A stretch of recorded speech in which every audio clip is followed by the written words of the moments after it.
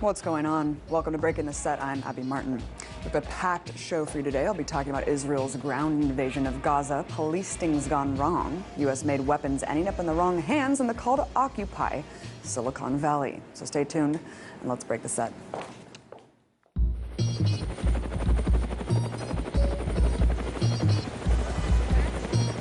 It was a terrible mistake, and we're working very hard to make up for it.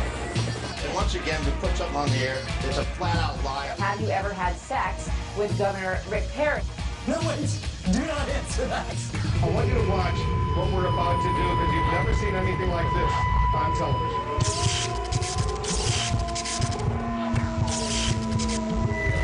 What we need is to question more and to keep it uncensored, real and raw. My simple mission is to change the globe. I'ma do it with this passion and fire and tone. These words are hard hitting, you're watching your neck, but you need to tune in because we're breaking the set. Breaking the set. Breaking the set. This afternoon, news broke that Israel has launched a ground invasion of the Gaza Strip. The development comes just one day after the IDF targeted and killed 4 Palestinian children playing soccer on the beach. Before the ground invasion even began, the death toll in Gaza was 231, including entire families that have been wiped out by Israeli airstrikes, according to the International Middle East Media Center. This, while the majority of the 1,800 Palestinians injured so far are children, according to Gaza's health ministry. We'll talk about the recent developments. I'm joined by RT Arabic correspondent Rima Abu Hamdia. Thank you so much for coming on, Rima. As a Palestinian with tons of friends and family right now in Gaza, what is your initial reaction to the news that Israel's launched a full-on ground invasion? Scared. I'm scared for everybody who is in Gaza right now. We don't know what's going to happen. People were afraid because of the bombs that were basically dropped on them. But now the bombs are dropping and there is a ground invasion. There is nowhere to go. There is the sea and there is the borders. There is no place for them to go. And if you just look at what the Israeli army said that they're using in this invasion, dozens of infantry, armed corps, artillery units, air and naval support. Where could they go with all of these weapons? What would the Gazans do to face all of these weapons? Right, and even back in, I think, 2006 or 2007, Israel built a wall even in the sea, so to prevent them swimming to the homeland. Rima, you know, Israeli officials are saying that the intention of this ground offensive is actually to reduce civilian casualties. I'm not quite sure how that claim is supposed to be in effect. What do you think about it? I don't know, seriously. I mean, how would they reduce the civilian casualties when they're invading, when they're going with full force to a densely populated Gaza? This is a place where children and women are afraid of the war. They're running in all of every direction, everywhere you go in Gaza. There is basically a mini war going on right now, and people have nowhere to go to, and just by them invading that whole region, I don't know how that really reduces the civilian casualties. I don't know if that's possible even. Right, and let's talk about Hamas. Egyptian officials and of course a lot of other officials as well are saying that this is all because Hamas refused to accept the conditions of the ceasefire. What's your response? Palestinians were being killed before this new wave of violence started. Palestinians, according to one Palestinian was being killed every 3 days. This didn't stop. And the ceasefire deal, I don't believe many Palestinians, including Gazans who went out to the streets, who took to the streets and said that this deal does not represent us, just because the conditions of the deal really does not serve the Palestinians. They're still going to be under bombardment. They're still going to be under siege. Nothing's going to change for them.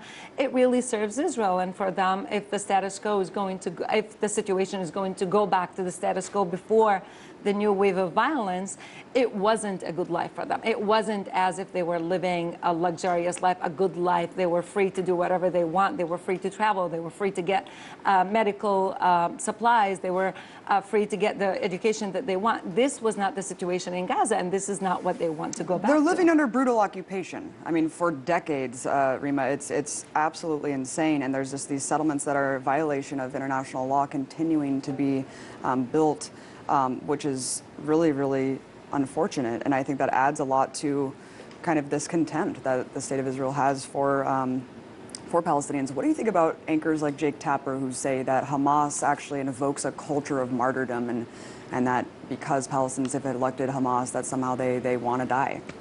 That's mainstream media. Just look at the footage that comes out of Gaza. Look at the footage that comes out of the Palestinian territories, the mothers weeping their children, parents not believing that their kids were killed. Just the fact that parents wake their kids up in the middle of the night to run to safety tells you how much these parents love their kids, and the footage tells us all. I mean, I don't know where Jack Tapper gets his information from, but Palestinians don't teach death, they teach life. Right, and we're talking about 1.7 or so million people. It's really, really a shame to generalize anyone, even Hamas, when even if there are a couple select officials saying such extreme rhetoric, it doesn't encapsulate everyone there, Rima, of Exactly, course. just like when the Israeli member of Knesset says that we should kill all the Palestinian mothers because they give birth to all these little snakes, that does not really tell that every Knesset member holds the same views. That does not, that for me as a journalist, I don't look at the Israeli society and go, oh, one person said this, I'm sure that the rest of them say the same thing. I don't think journalists should do that. Right, and let's take a look at, you were talking about the media coverage before. New York Times has been, I think, one of the worst. Not only did they talk about the missile finds the patrons poised for the World Cup, but now they said the boys drawn to Gaza Beach and into the center of Mideast strife. I don't know if we have that correct headline. Really unfortunate. It claims that these boys were just drawn into this beach and they just were an unfortunate happenstance. And I throw the question back at the New York Times, how are they drawn to the beach? How are people drawn to a beach? How are people drawn to a conflict? And if you just look at the response that came from people to the New York Times, change of headlines, it is funny. How are people drawn to conflicts unless they find themselves in Right, the this missile conflict? just happened to have a life of its own, didn't it? Well, they are targeted. Well, as a Palestinian watching American news coverage, why is it so pro-Israel?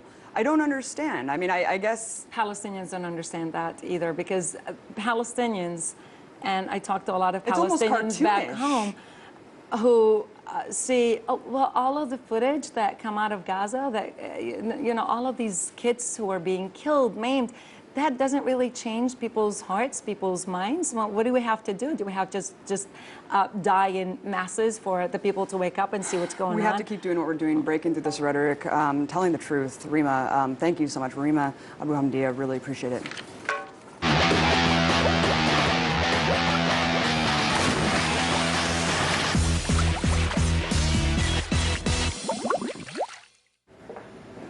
War is raging worldwide. Whether it's an Israeli aerial bombing of Gaza, an explosion in Syria, or a drone strike in Pakistan, there seems to be a commonality among the unceasing violence. The weapons being used almost always carry the seal of the United States.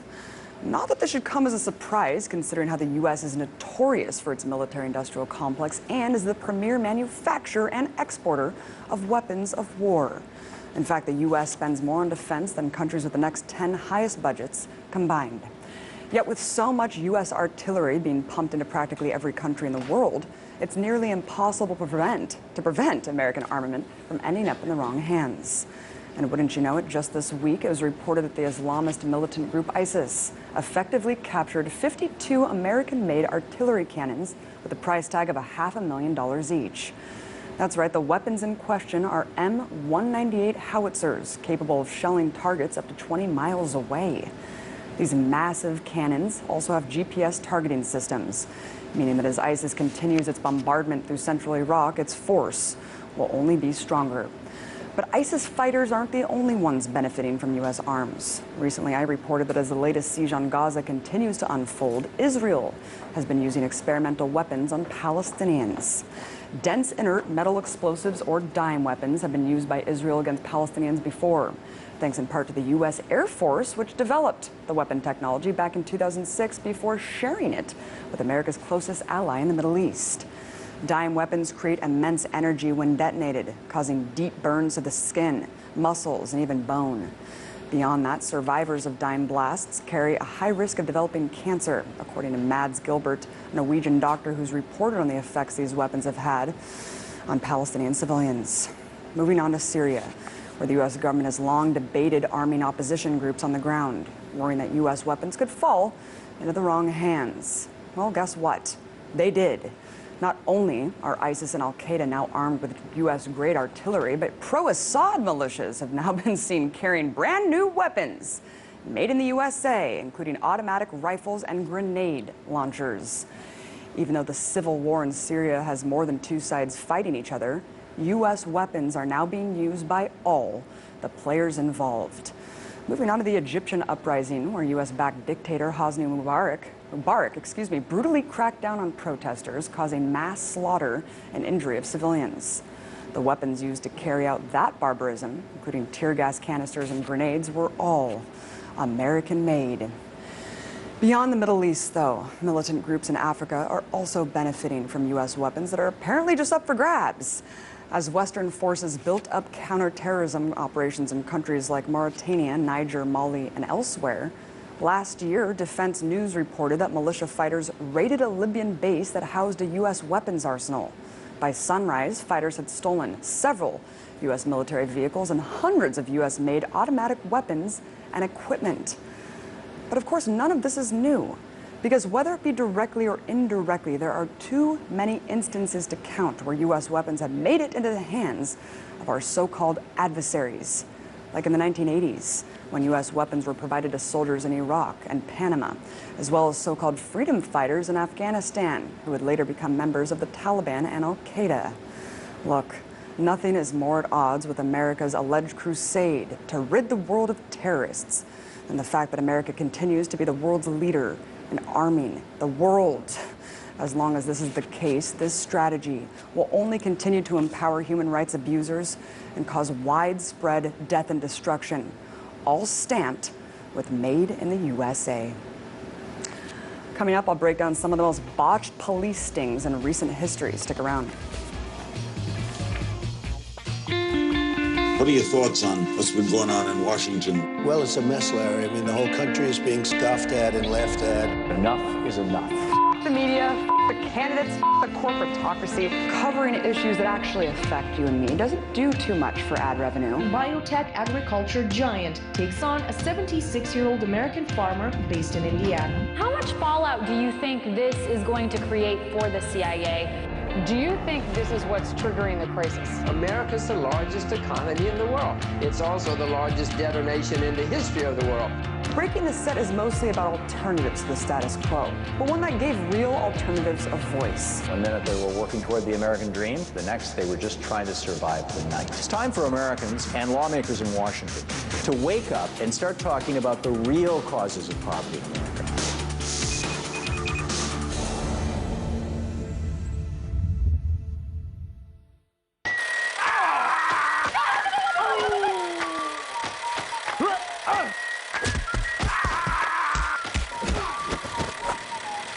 Every year, hundreds of people in the U.S. are shot by police, many of them killed.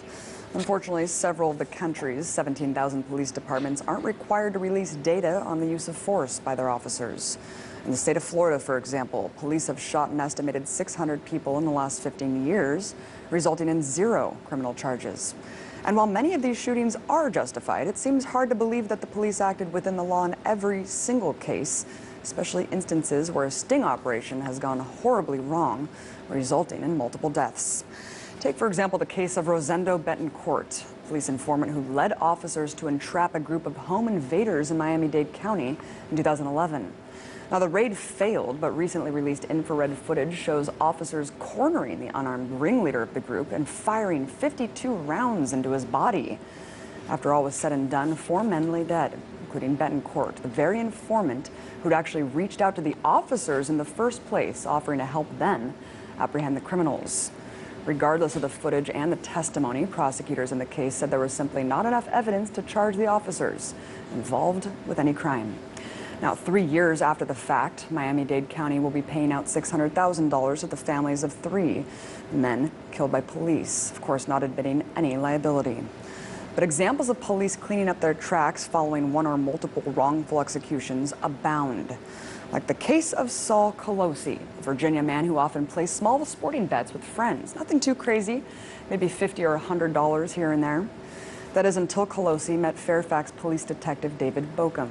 The officer befriended Colosi, making bets with him and his friends, slowly raising the stakes, eventually encouraging him to bet a $2,000 bet in a single day, an amount that could land him a criminal charge under Virginia's vice laws. After taking the bet, Officer Bokum assembled a SWAT team and raided Colosi's home. When Colosi walked outside to meet who he thought was his friend, he received a fatal shot to the heart instead. Now, the officer claimed his gun misfired. However, according to the victim's friends and family, Saul Colosi was essentially executed for gambling. Now, sadly, because of the misguided policies that lead to these poorly executed raids, instances like these happen all too often. Even though many states have moved to decriminalize and even legalize small amounts of illicit drugs, federal grants still reward local police for meeting a certain number of drug arrests.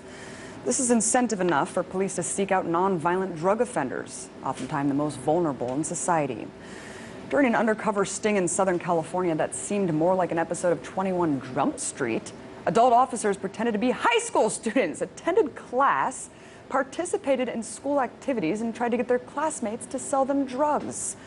Vice highlights how police singled out, quote, freaks and geeks kids that didn't quite fit in and forced them to search out drugs and trapping themselves in the process. The sting resulted in over 20 arrests, many of which were special needs students who would have never been seeking out drugs were it not for the encouragement of cops. One of the boys arrested was Jesse Snodgrass, an autistic teenager who now suffers from PTSD after a police officer pretending to be his friend arrested him for marijuana possession, leading not only to the boy's arrest but expulsion from his high school. The worst part of all is that former LAPD officers even admit that these kind of tactics are encouraged, since more drug arrests means more federal funding. So until we address the need to abolish the failed drug war and end these invasive and coercive tactics, average people will continue to be swept up in the dragnet of an overly militarized, inept, and deadly police force.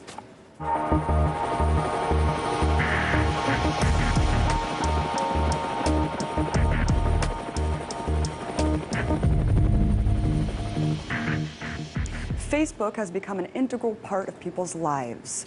With over 1 billion users registered, the social media giant is constantly competing with Google as the #1 visited site in the entire world.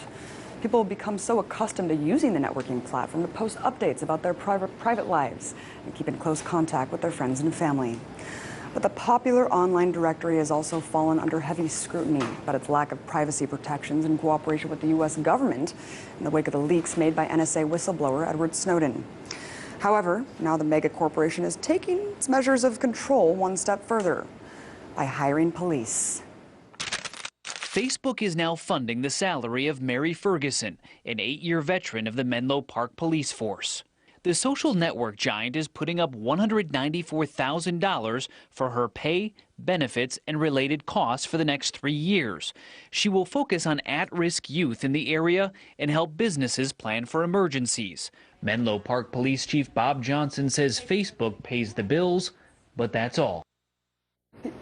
Yes, Facebook now has police on its payroll to help spy. So why aren't more people outraged over the extent of private sector surveillance and occupying Silicon Valley? Well, earlier I was joined by journalist and host of Media Roots Radio, Robbie Martin, and I started by asking him just that. I think the most prominent reason is that most people still view these Silicon Valley companies as benign public utilities, really convenient, services that aren't necessarily corporations that are out to exploit our private data. And, the U.S. government is a good magnet for expressing all this outrage and projecting all this, unabashed evil towards. But I think for some reason, Silicon Valley's companies were originally viewed as cute, hip, sort of moral, and that faith has yet to be broken among most of their users. And this is even after the NSA PRISM revelations undeniably confirmed, 100% proved that the NSA and U.S. government was working hand in glove with a lot of these companies like Google, Facebook, Apple, Microsoft. And and before we get into these specific companies, Silicon Valley was actually started as an arm of the military-industrial complex. Talk about how it came to be and why. Well, there's this great talk that, ironically enough, was done on the Google campus before they became a public company. Noam Chomsky used to do public talks there, but there was one really good public talk called The Secret History of Silicon Valley that went through the history of how a guy who was the head of the U.S. Electronic Warfare Signals Intelligence Division during World War II, named Fred Terman at Stanford, he actually hatched all these startup companies through his students. He essentially fast-tracked a bunch of his students to graduation way faster than they would have graduated normally. And he was doing it based on all this government seed money that was given to him by the defense industry to help him essentially do weapons research at Stanford.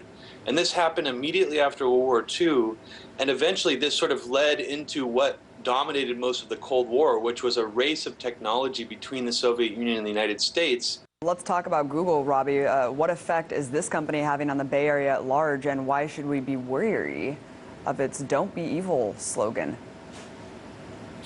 Well, I think that people in the Bay Area, they have this glaring blind spot in terms of what they're expressing their outrage about. We've seen the dam crack a little bit in terms of outrage towards Google in the last year with, with anger towards glass holes and rent hikes in San Francisco, which led to the Google bus blockades. But I still think that people in general see Google, like they do a lot of other Silicon Valley companies, as somehow being more ethical and more focused on the public good than what we perceive as the general corporatocracy or, sort of the oligarchs who rule this country. And even though it's been proven time and time and again that they don't care about our privacy, Google has an extremely cozy relationship and is almost practically conjoined with the NSA and the U.S. government. There is almost no difference between when we hand over our data to Google compared to when we hand it over to the U.S. government. Google publicly proposed using your computer microphones in 2006, and they also hand over data for 94% of U.S. law requests, according to their own records. I just talked about the Facebook cop in this introduction. Do you think it's strange that Facebook is now paying police officers to help patrol the city and spy on profiles? Mark Zuckerberg is clearly getting a little bit more paranoid about his own privacy and protection, as he grows older. And he recently bought the 5 adjacent houses around him in his neighborhood. So I think that, this is just going along similar lines. He wants to, curry favor with and essentially buy out the police force of a relatively small city, Menlo Park. He's probably seen what Apple's did and the success they've had of essentially controlling the city that they're headquartered in, but he's taken it a step further and actually is subsidizing a police officer who also uses Facebook to spy on people too. So it's not really clear how much access that this officer or the police there have to the Facebook profiles, but that's another thing where it's a gray area. There's a gray area on Facebook of what's private, what's not. So it's very unclear exactly what kind of access Facebook gives not just the NSA and the U.S. government, but also local police to their Facebook database. Right, and we just found out, of course, that Facebook was manipulating its users' emotional states with mass psychological experimentation. And moreover, the study was funded in part by the Department of Defense. Robbie, clearly this militarization of social sciences is very troublesome indeed. And what about Apple, Robbie? What's your beef with a company that designs such good-looking products? They were exclusively using AT&T as a carrier up until about 2 years ago. As we know from Mark Klein's whistleblowing at AT&T, that the NSA was, or AT&T was essentially allowing the NSA to copy 100% of their internet traffic and mirror it. So that whole time when iPhones were exploding, the NSA was just grabbing all the data off of them because it was all AT&T.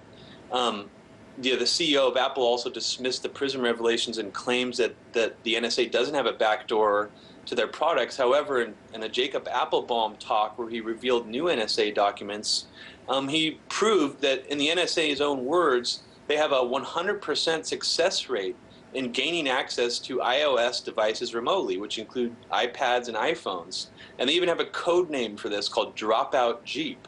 So I think that we just have to be really careful in trusting companies, even companies like Apple, who still seem, you know, like this really awesome company that does all these great things and is making our lives convenient. We need to stop looking at them in that way. Right. I mean, the iTunes stuff alone is awful. The way that they've monopolized music, the way that they have, you know, this patent on rounded edges and the app consolidation and all of these things, it is really troublesome. And the fact that you cannot take your battery out of an iPhone and you can have it turned on wherever you are, tracked wherever you are, that's creepy. But Robbie, I have an iPhone.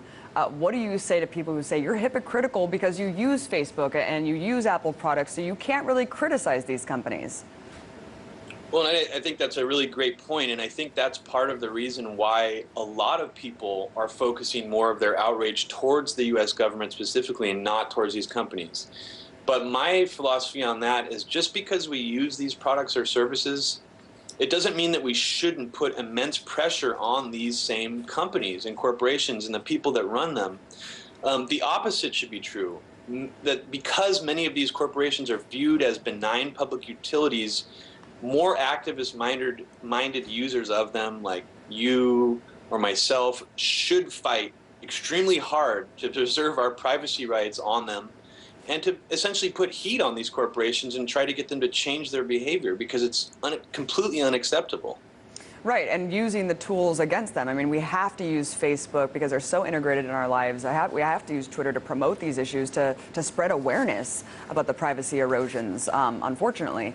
You and I just conducted a 2-hour podcast on this issue on Media Roots. I know that you put together an action guide as well for people about what they can do. Is there anything that you can offer people here about tools of action? We have about 30 seconds left. Well, what you just said, I mean, there are ways to, if you completely opt out of the system and you haven't been using privacy tools for the whole time you've been on the internet, you're essentially not protesting, because that metadata trail is already there for you. So the best you can do is delete your future metadata trail. That's not good enough. I think that people should use their own tools against them. Use Google Maps to mobilize civil disobedience against Google. Use Facebook to start protest groups and mobilize actions against Facebook. Use iPhones to coordinate protests over Twitter against Apple. I mean, using these companies' tools against them will actually increase the power of a protest movement against Silicon Valley. And I think that's something that we all need to remember, and we don't need to be absolutist about it. Robbie Martin, Media Roots journalist, thanks so much for coming on and sharing your insight. Thanks for having me, Abby. Join me again tomorrow when I break the set all over again.